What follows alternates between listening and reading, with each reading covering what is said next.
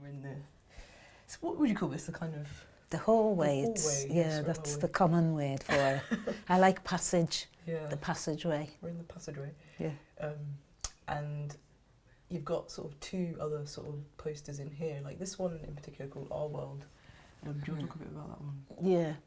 Well, that first black and white, yeah, it's just printed out from a photo I'd taken because I was following this group around, Whole New Dream they're called, and it's 4 lads who trannied up and made a record.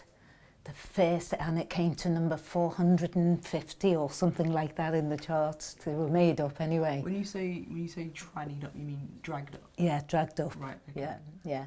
And so they're 4. Well, there's 4 of them. The guy in the back's also a friend, but he wasn't in with the group. And then that's me, Holly, Francis, Chris, John.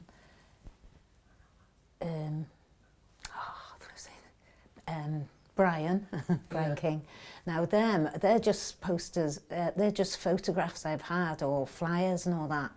And I suppose I hadn't really finished all this. I think I was collecting then to fill in gaps and all that kind of thing.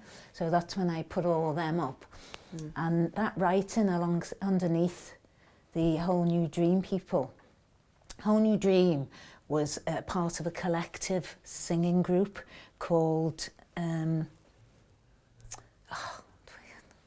anyway.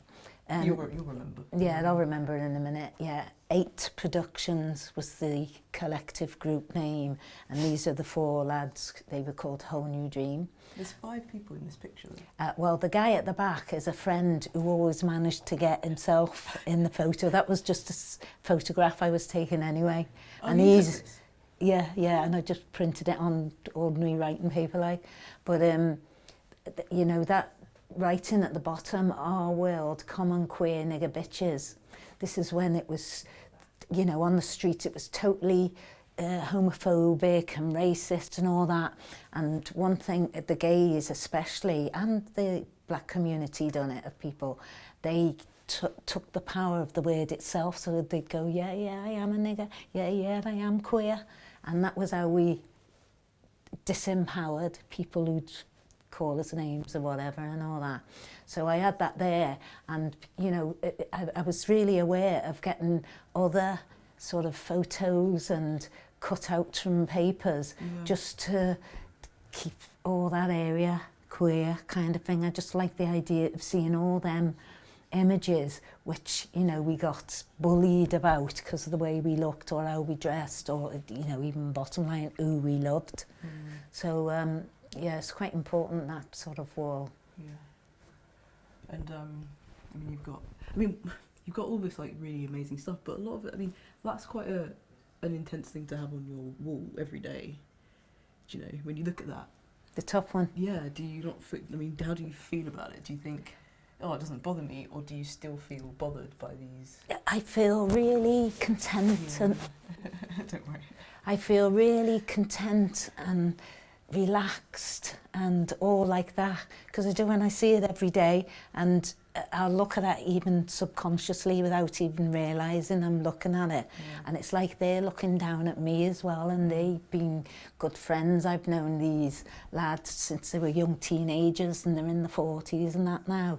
So they're like my family, and I suppose a kind of sort of relationship I have with these kinds of pictures and that is they're my family, and families have photographs of the rest of the family, don't they, on the sideboard and all that one, like. So, you know, that's how I see those images. Yeah. But what about the words? Well, the words, it's, you know, taking back the power of how mainstream people and that come at you with. Yeah, and the phrase, you know, common was the first one I think that I was really aware of. Yeah, I like being common, never mind anything else. And the word queer, it was like, first getting the word back. I used to go on gay parade, the first gay parade I went to in London.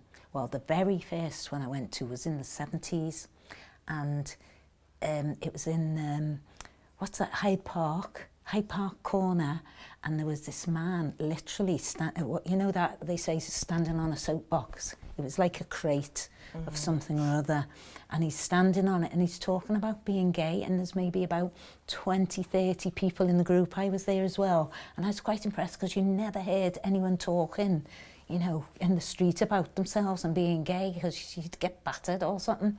And he's standing there and people around, and it sort of helped me think, because I got my daughters taken off me because I came out as a lesbian, and the magistrate was like that, oh, you're not fit because you're a lesbian kind of thing. So it really messed me head up. But I knew I was different and it wasn't going to change. So I was following things where I could relate to it as well. And it was mainly men who were in this group listening to this other guy on the soapbox. And I came away thinking, yeah, it is all right to be gay. You know, the way that guy can stand there and talk about it really openly and not be ashamed or afraid even.